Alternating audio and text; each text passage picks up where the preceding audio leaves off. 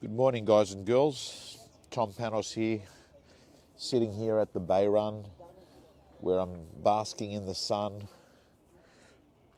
getting a lot of my content designed for the next 5-6 days, scheduling my week, doing a bit of an analysis of the week before, and planning on what are my 5 non-negotiables for the next 6 days.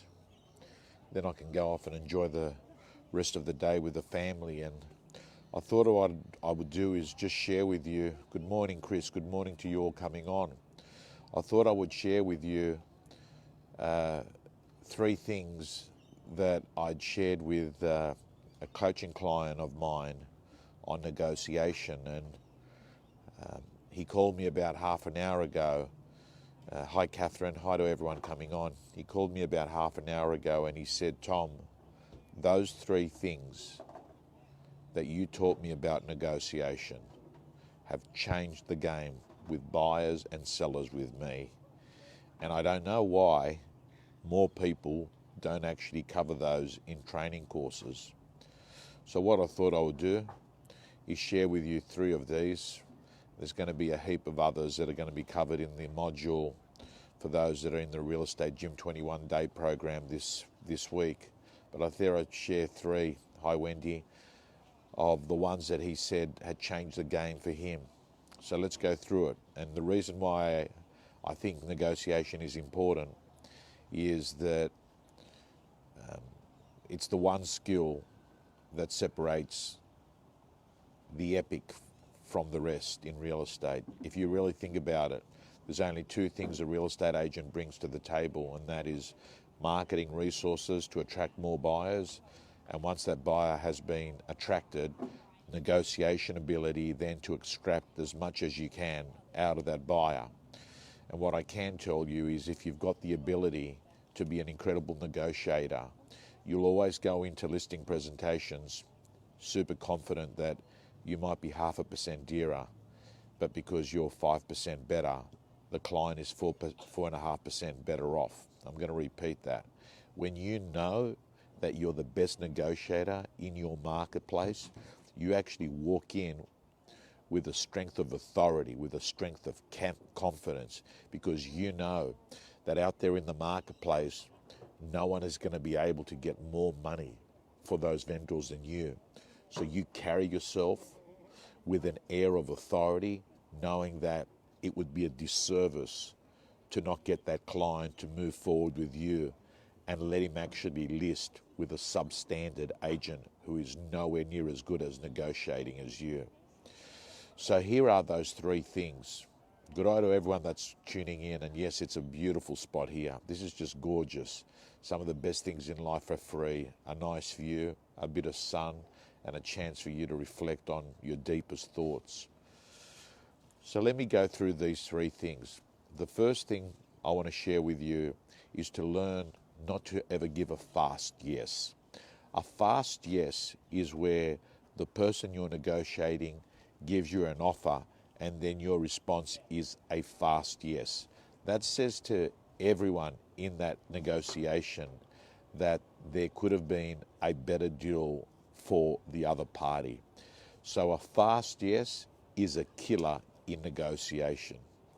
The second thing is never put in an offer with weakness. And what I mean by that, and it doesn't have to be an offer, I'll give you an example in when you're a real estate agent and you're representing a vendor and a buyer says, what do the owners want? And you say, 890. But don't worry, they're flexible.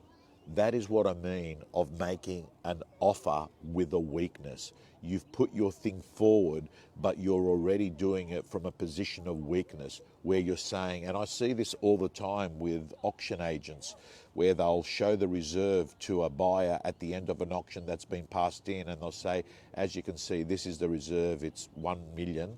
But don't worry about it, they're flexible, like I'm really certain that they're going to take, less. That's what I mean by actually moving in with weakness.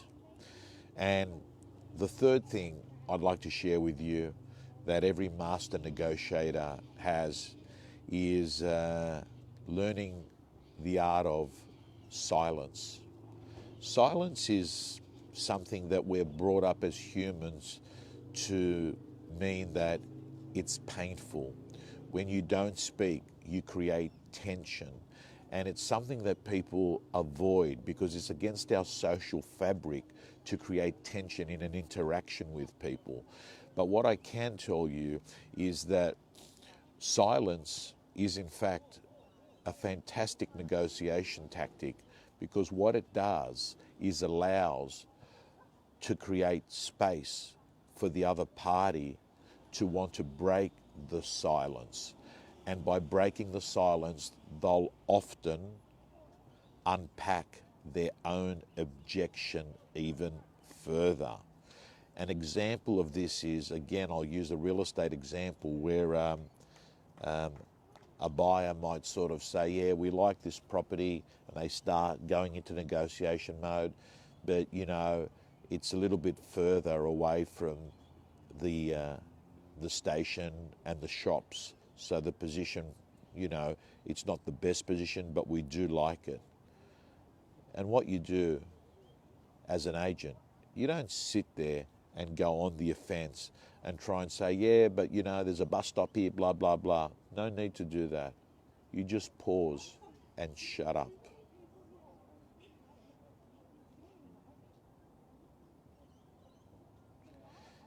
Because the tension that's caused in the silence means often the buyer will then go off and handle their own objection and say, but look, you know, at this price, we would consider buying it.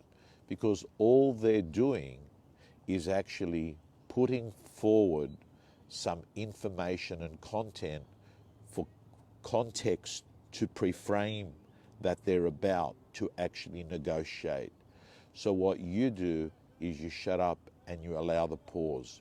And the best people at using the pause are new agents, because they don't know what to say next.